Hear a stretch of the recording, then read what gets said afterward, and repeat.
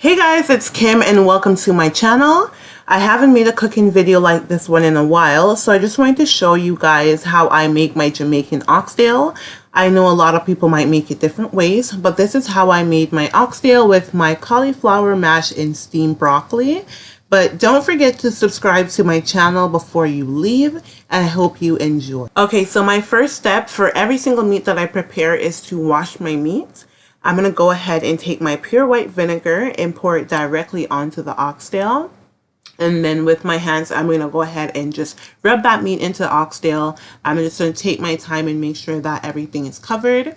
Growing up, I've always been taught that this cuts the rawness or eliminates the majority of the rawness before you begin cooking. This is all just to prep the meat before I season it, sorry. I'm going to go ahead and add some water and just continue to rinse the oxtail. You can definitely see that the color of the water has changed. So I'm going to go ahead and continue to rinse that for a little bit longer.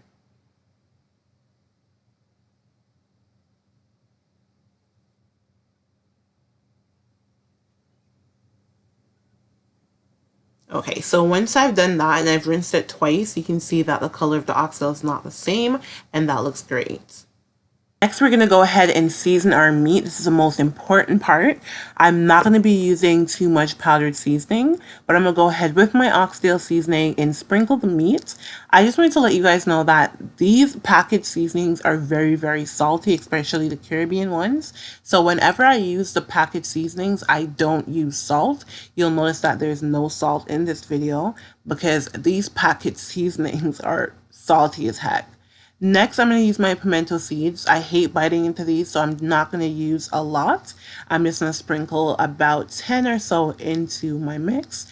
And then I'm going to use my Caribbean spices and just sprinkle a small amount on top because between these two seasonings, it's very, very salty. I've had to learn that the hard way. So that's all the seasoning, powdered seasonings that I'm going to use for this meal. Step of seasoning for me is to add my raw seasonings in. This is my favorite part because I feel like they do add more flavors than the packaged stuff. So I went ahead and chopped up onions. I chopped up some scallions, some thyme, some garlic, hot peppers, and tomatoes. I'm going to go ahead and use my hands and mix that into the oxtail along with the powdered seasonings that I used in the previous clip. I'm also going to add my brown in for the stew and to add a bit of color to my oxtail. Right off the bat, I don't like to add too much brown into it because you know if you've used this before that it can cause your meat to come out extremely black. So I like to add a generous amount and then rub it in, and then based on the look of it, I can add some more. So I did end up adding some more after I wrapped up this clip because I felt like the color wasn't where I wanted it to be. So I did unwrap it and add some more browning. So after rubbing in my meat, I want to make sure that every single oxtail piece is covered with bulk powdered and raw seasonings. And then I'm going to wrap this up and put it in the fridge for 2.5 hours to marinate. After letting the oxtail marinate for a while, I went ahead and just scraped off all the raw seasonings. I'm going to go ahead and brown the oxtail by adding it to a pot of olive oil. I'm just going to go ahead and brown the oxtail before I actually start to stew it down, just to give it a little bit of color, that nice color that I like to see at the end. So I'm just going to go ahead and add it piece for piece just to let the oxtail brown.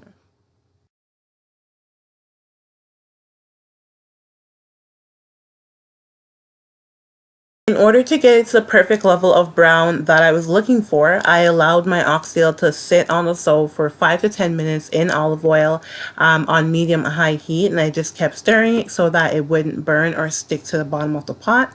So I allowed that to brown for that period of time, and then I added boiling hot water from a kettle. I lost the clip of how much water I added to the oxtail, but oxtail takes a long time to cook, so you have to be patient and continuously add water. I added a lot more water than that is shown in this video. I continuously did that for an hour to an hour and a half just to get to the perfect level of temperature.